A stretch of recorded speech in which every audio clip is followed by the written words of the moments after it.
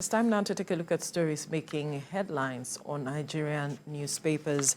And I begin with the Nigerian News Direct. The major headline here says mixed reactions as CBN limits cash withdrawals. Mixed reactions as CBN limits cash withdrawals.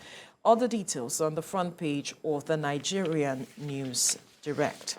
To the front page of the Daily Trust, still talking about the CBN's moves. Is a CBN limits cash withdrawals, circulation of 500 naira, 1,000 naira notes, individuals to access 100,000 naira per week, firms 500,000 naira.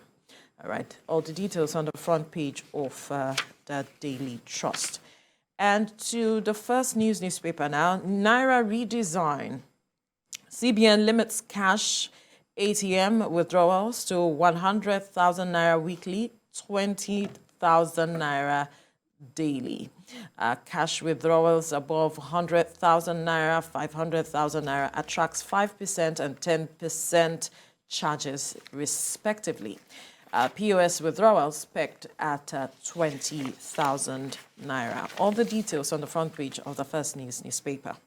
All right, to Punch newspaper now. New Naira customers, companies panic as CBN slashes withdrawal limits. New Naira customers, companies panic as CBN slashes withdrawal limit. Over-the-counter weekly withdrawals, 100,000 naira for individuals, 500,000 naira for firms. POS terminal operators plan nationwide protests, say policy will kill businesses. You'll find all the details on the front page of the Punch newspaper. To the business day now. CBN's next rate decision seen hanging on food inflation. CBN's next rate decision seen hanging on food inflation. Kemi. Right, the nation is next, and it's leading with an update from Asiwaju Bola Tinubu saying he's the candidate to beat. That's why attacks are coming against him. The former governor of Lagos State, who's also the presidential flag bearer of the All Progressives Congress, is also quoted there speaking on his records, his wealth, and the economy. This was in a BBC interview on Tuesday. Details are in the nation. The Daily Times is next. 2023 election will be free, fair, credible. That's according to President Muhammadu Buhari, given a reassurance there ahead of the general polls next year. Blueprint is what we are looking at now. Despite attacks on INEC facilities, elections must hold. That's from the Sultan of Sokoto and the Christian Association of Nigeria. For this Nigeria, the big story there is on oil theft. Nigeria may lose $23 billion in 2023. That's according to the National Security Advisor, who's gone on to inaugurate an 11-member special investigative panel to curb the menace of oil theft. Let's check out leadership now. Amid fear of losing $23 billion revenue, federal government goes after oil thieves. Of course, this remains a burning issue. Finally is Nature News, leading with millions of Nigerians at risk of food crisis by the year 2023. We spoke about this earlier on the show this morning. Veronica. Absolutely. Let's get back to another burning issue that a lot of Nigerians didn't go to bed happy yesterday with this news from the CBN. I even doubt if a lot of persons actually slept well, so to speak, because the CBN came out after the redesigning of the Naira. It came out to say that from the 9th of January 2023, that the limit for individual withdrawals will be 100,000 naira, and for organizations that will be 500,000 naira, and anything above that will attract some charges. And then for POS withdrawals and ATM withdrawal, you can only withdraw 20,000 naira cash withdrawal per day. That's from the ATM as well as POS. That's the max that can be withdrawn. And it says that only 200 naira notes will be available at the ATMs. only 200 naira will be available at the ATMs as we... Maximum 200 naira.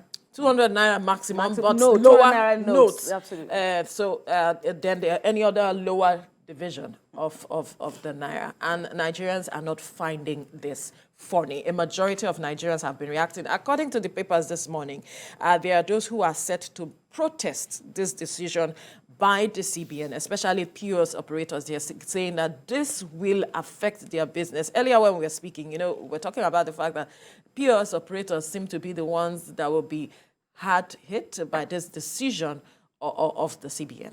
True, and talk about a New Year gift, because January the 9th Every New Year comes with an interesting gift. An interesting gift, and you've said it all. But what beats me is, the issue of consultation. I don't know whether it is a matter of us trivializing consultation, because if there was any form of, positive feedback from any consultations that the federal government or the central bank had with critical groups, including POS operators. We also have another group, is it bank customers also, who have also spoken out against this. Analysts have also voiced their concerns about this, that yes, it is good on paper, but practicability now is another issue. You said, just before we went on the show, about if this is even workable. Let's assume it's workable in the urban areas. What about those in the rural areas? How? And of course, we're still living in the times where we have, internet connectivity is not stable. And you also mentioned the issue of when we have, failed transactions. Yes. The customers bear the brunt. How long do we have to wait before such monies are 14 restored? days. And when you now bring a principle or a reform or a policy as this, naturally there will be, what's the word now? There'll be people rushing. So naturally there will be failed transactions. There are fears of more failed transactions. There are fears of more internet connectivity not being stable. That will also be on the rise, because people are going to be, moving in the direction that CBN wants us all to move. And let's not forget again, I think I would agree that cash remains king, even though government wants us to go cashless. But at the moment, with the realities on ground, it's the money you have in your pocket that you can talk of. Man, how many people have much in their accounts with the rates at which, things are going, even though government is working on policies to bring things back to stability? Kemi, I agree with you. In fact, I missed one aspect, which has to do with third-party checks that are above 50,000 naira will not be eligible. There will be amounts for you to be able to withdraw certain monies, and you cannot, if the check, perhaps I issue you a check, it can't go beyond 50,000 naira. If it is more than 50,000 naira, you would not be able to withdraw it, and there are charges on all of that as well. Now, the aspect of going cashless, we know the challenges. I mean, have we been able to get those in the rural areas into the net such that they are able to process their monies? Most of these people do not believe in transactions that you do online. They want to see their money. Like you're buying anything, you are giving them cash. And this is not about illiteracy. We have people who are literate, yes, and they would because of the experiences they have had, where people fake transactions, and then transactions fail, and then the process of getting back your money. I told you 14 days. I had an issue that it took 14 days before my money was, returned to me. And I knew that 14 days, how many people can wait for 14 days? Especially market women who buy on the go all the time. They buy, they source their goods, they sell it today, get back to the market to source another good. How do you expect them to do these transactions? Sometimes you want to use the bank app. It fails. You cannot access it. Now we have all those tech challenges, all those internet challenges. How do you expect these people to run? Okay, are you talking about the e-Naira? You want us to go back to the e-Naira? There are those who are saying they can't even make use of the app on their phone. How have we ensured that it is easy for people to use all of these measures before we now start saying, okay, we are going, to this level? Yes, the idea is noble. But have you weighed it to look at the pros and the cons? How much effect it's going to have, because a lot of people who are screaming and crying are business owners. How do you expect them to run their business with just 20,000 naira daily, Right. or 500,000 naira daily? How do you expect to run their businesses? And in case of emergency, how do you expect people to handle it? What are the processes they will have to go through to address issues of emergency? Yes, we need a cashless society. Now, a lot of people are saying, how do we address this? Yes, you want to curb theft, you want to curb issues bordering on kidnapping and all of those. Just yesterday, we're reading on the papers where we said the kidnappers were asking for the new Naira notes. So which means that what we're trying to avoid is what we're now still staring seeing. us on the face. It's still a reality for us. And I really don't know how much education the government also put into it. You mentioned the e-Naira initiative moments ago, and you could argue that beyond the launch, what have we or what do we know about the e-Naira app? Who is using it? Who is enjoying it? People embraced it at the start, but how much of benefits can you put to your chest that you're enjoying about the app?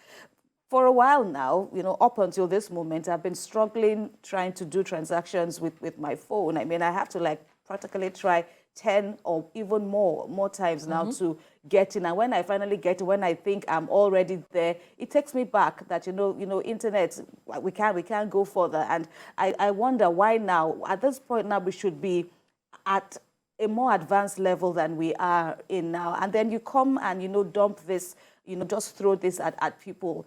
How much engagement, like I said earlier on, how much education for the rural women, for the rural people, how much education can they say they have?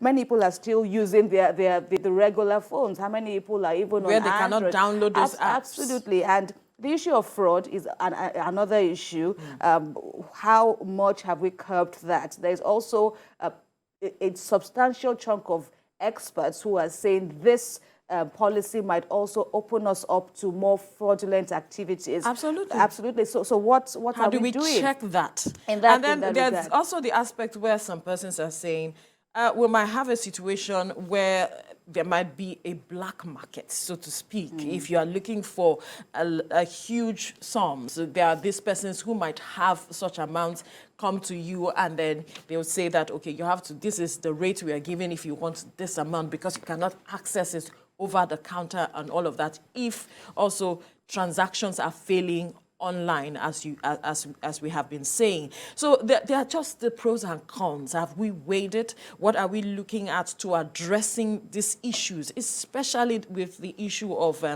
internet transaction failures? Yes, a lot of persons have said that, okay, maybe because of, most of these tech persons in the banks have left the country, and that is why we are seeing, those failed transactions and all of those issues that we face with our transactions. But that being said, are we also addressing it? There are still tech people in the country. What are we doing to improve on our transactions? Yes, you want us to go cashless, but what are we doing to improve the process of going cashless? And then the timing again is so short. Between now and January the 9th, it's such a short time. It's about three weeks, of course, and then we're in Christmas season too. The issue of the new Naira notes will soon be the new notes will soon be in circulation, and all that.